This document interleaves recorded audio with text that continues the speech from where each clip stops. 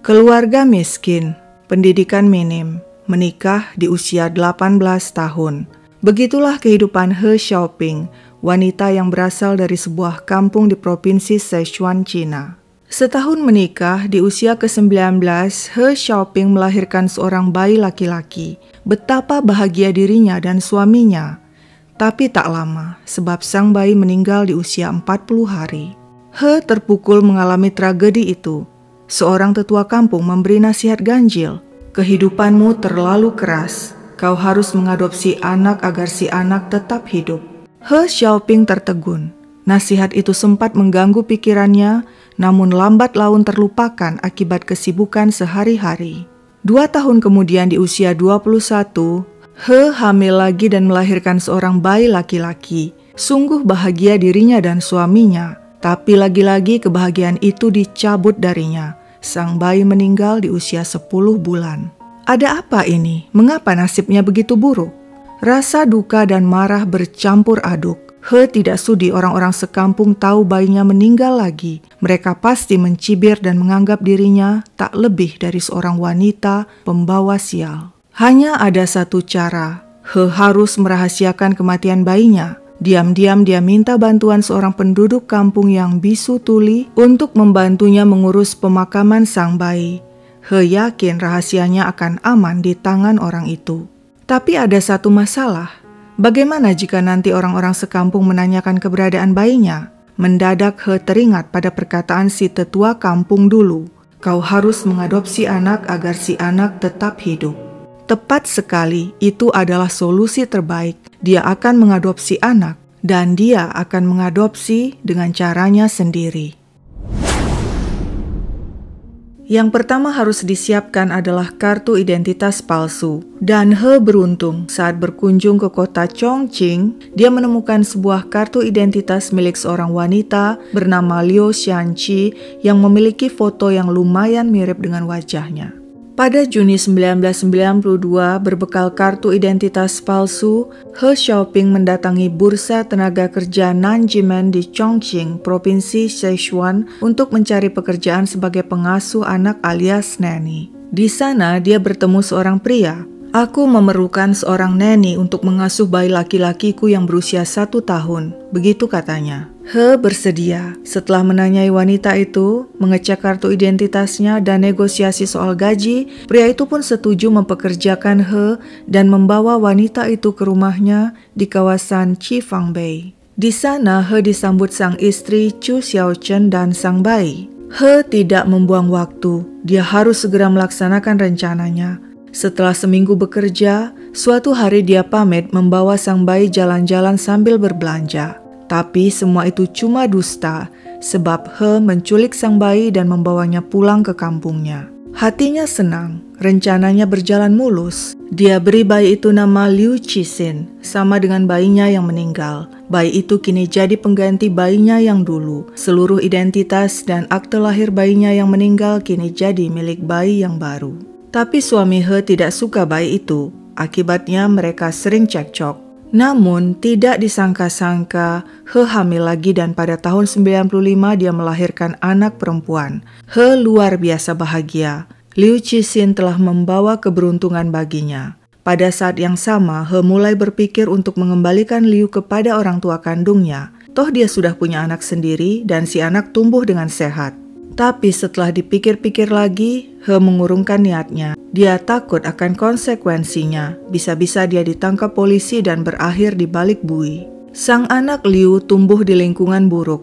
He meninggalkan Liu di kampung sebab dia mencari kerja di kota Nanchong dengan membawa anak perempuannya. Liu yang kekurangan kasih sayang ibu diasuh ayahnya, seorang preman, anggota gangster, pencuri yang pernah mendekam di penjara. Si ayah kerap memukul Liu, Setiap ayahnya pulang ke rumah, Liu selalu bersembunyi sebab takut pada pria itu.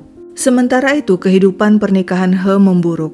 Akhirnya, dia dan suaminya bercerai. Liu dititipkan berpindah-pindah dari satu rumah kerabat ke rumah kerabat lainnya.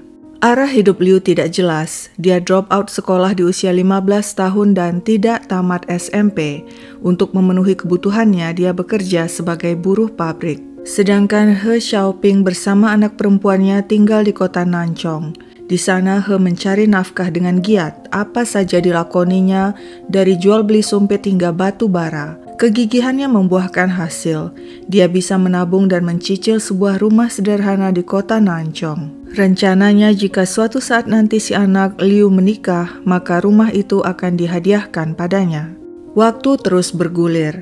Kejahatan di masa lalu mulai menghantui. He semakin rajin datang ke kuil dan berdoa, mohon perbuatannya mengambil anak orang lain diampuni Sang Maha Pengampun. Suatu hari di tahun 2017 terjadi hal tidak terduga. Televisi menayangkan acara tentang orang tua yang kehilangan anak. Sosok yang dibahas adalah seorang ibu berusia 70 tahun yang sepanjang hidupnya tanpa henti mencari anaknya yang hilang sejak 50 tahun lalu. Meski seluruh rambutnya telah memutih, kulitnya keriput dan tubuhnya renta, sang ibu tidak pernah putus asa mencari dan terus mencari, berharap suatu hari keajaiban akan tiba. Melihat tayangan itu, air mata He bercucuran, hati kecilnya meronta. Perbuatannya bertahun-tahun lalu semakin menghantui. Aku adalah pendosa, begitu katanya. Tak hanya itu, He juga galau melihat keadaan Liu. Pria yang telah berusia 26 tahun itu mengalami depresi berkepanjangan. Hidupnya yang keras sejak kecil ditambah putus cinta membuat mentalnya terguncang. Dia sangat mencintai kekasihnya dan ingin menikahi gadis itu, tapi orang tua si gadis menolak sebab Liu miskin, tidak memiliki cukup uang yang diminta orang tua si gadis. Liu mulai menenggak alkohol untuk melupakan kesedihan, tapi kondisinya memburuk, dia depresi. Dalam sekejap rambutnya memutih, wajahnya kuyu, semangat hidupnya mulai padam, dia tidak bisa lagi bekerja. Melihat kondisi Liu, He merasa sudah saatnya berterus terang. Kau bukan anak kandungku, aku telah mengambilmu dari orang tua kandungmu. Begitu katanya kepada sang anak. He juga langsung mendatangi kantor polisi dan mengakui perbuatan yang dilakukannya pada tahun 1992. Polisi terkejut mendengar pengakuan belak-belakan itu. Hal pertama yang dilakukan polisi adalah membuktikan bahwa benar Liu bukan anak He. Keduanya pun menjalani tes DNA dan terbukti mereka tidak memiliki hubungan darah. Sekarang yang ingin diketahui polisi adalah siapa sebenarnya orang tua kandung Liu. Ketika polisi menanyakan hal itu kepada He, wanita itu menggeleng. Hal itu sudah lama sekali terjadi, 26 tahun lalu. Dan dia tidak ingat lagi nama dan alamat orang tua kandung Liu. Saat itu yang bisa dilakukan polisi hanya memasukkan data Liu dalam daftar orang hilang, berharap suatu saat nanti akan ada titik terang. He yang telah berjanji akan mencari orang tua kandung Liu yang mungkin bisa merawat Liu, menghubungi surat kabar Chongqing Evening News, membeberkan masalahnya dan mohon bantuan mereka untuk melacak orang tua kandung Liu. Surat kabar itu tertarik dengan kasus He. Mereka memuat kisah He dan Liu dan mendapat tanggapan dari masyarakat. Pada 2018, alamat orang tua kandung Liu berhasil dilacak. Dan berita menggemparkan itu akan segera disampaikan kepada si orang tua kandung. Chu Xiaochen tak pernah lupa kejadian di tahun 1992 ketika bayi laki-lakinya Pan Pan diculik seorang neni yang baru dipekerjakannya. Chu adalah seorang perawat, suaminya bekerja di ketentaraan Cina. Keduanya menikah dan pada tahun 1991 Chu melahirkan bayi laki-laki. Saat Pan Pan berusia setahun, Chu dan suaminya sepakat mempekerjakan seorang neni yang kemudian didapatkan sang suami di sebuah bursa tenaga kerja. Menurut kartu identitasnya, nama neni itu adalah Luo Xuanche. Suatu hari saat sedang sibuk di rumah sakit sebagai perawat, Chu mendapat telepon dari ibunya yang mengatakan bayi Pan Pan hilang, dibawa pergi oleh sang neni yang baru seminggu bekerja. Sungguh Chu tidak pernah membayangkan bahkan dalam mimpi terburuknya sekalipun hal seperti itu akan menimpa dirinya. Dunianya seakan kiamat. Berbekal data di kartu identitas si Neni, Chu dan suaminya segera mendatanginya. Tapi apa yang mereka dapatkan? Sesampai di alamat itu mereka bertemu seorang pria, ayah Luo. Tapi ternyata Luo bukanlah Neni yang dimaksud. Si Neni memakai kartu identitas Luo yang hilang, sedangkan identitas sebenarnya si Neni tak seorang pun tahu. Chu segera melaporkan hal itu kepada polisi, tapi pencarian polisi nihil, Pan Pan dan Neni tak terlacak. Tapi bagi Chu dan suaminya tidak ada kata putus asa. Mereka terus mencari tanpa henti selama 3 tahun dengan menghabiskan 200.000 yuan dan seluruh tabungan mereka. Keduanya berharap suatu hari nanti mereka akan menemukan anak mereka. Tahun 1995, Chu hamil dan menerima hadiah terindah. Dia melahirkan seorang bayi laki-laki lagi, dan pada tahun itu juga tidak disangka-sangka dia mendapat hadiah luar biasa. Chu memperoleh informasi dari aparat, seorang anak yang ciri-cirinya mirip dengan Pan Pan anaknya yang hilang telah ditemukan di Provinsi Henan. Chu dan suaminya bergegas melihat anak itu, berharap-harap cemas anak itu adalah Pan Pan. Saat melihat sang anak, Chu tertegun. Ada keraguan di hatinya. Benarkah anak itu adalah anak kandungnya? Tapi suaminya yakin itu adalah Pan Pan anak mereka. Untuk menepis keraguan, dilakukan tes darah. Hasilnya benar, sang anak adalah anak kandung yang selama ini dicari-cari. Betapa bahagianya Chu dan suaminya. Mereka merasa jadi orang tua paling beruntung di seluruh dunia. Pencarian selama 3 tahun berakhir bahagia. Tapi di sisi lain, Chu dan suaminya kini mendadak punya 2 anak. Dan hal ini melanggar kebijakan 1 anak yang saat itu masih berlaku di Cina. Akibatnya mereka mendapat sanksi dan sang suami dipecat dari pekerjaan. Ketika suaminya mencoba membuka usaha, gagal. Uang mereka habis. Hidup keluarga Chu goyah. Cekcok kerap terjadi hingga akhirnya Chu dan suaminya bercerai. Sebagai single mom, Chu tetap tegar. Dia bekerja dan berusaha memberikan kehidupan dan pendidikan terbaik bagi kedua anaknya. Meskipun Pan Pan adalah anak yang keras kepala dan sulit diatur, dengan tekun Chu mendidiknya sehingga anak itu berperilaku lebih baik. Kini kedua anaknya sudah dewasa, memiliki karir baik, sudah menikah dan memiliki anak. Lalu, apakah sekarang Chu bisa hidup dengan tenang dan sepenuhnya melupakan kejadian tahun 1992 itu? Tidak, sebab pada 2018 dia mendapat kabar yang mengguncang dirinya. Chu dihubungi surat kabar yang selama ini melacak dirinya. Mereka mengatakan anaknya yang dulu diculik telah ditemukan dan telah dewasa, bernama Liu Cixin. Si Neni penculik bernama He Xiaoping dan telah mengakui perbuatannya. Tidak mungkin, tegas Chu. Anakku telah ditemukan tahun 95 dan dia ada bersamaku.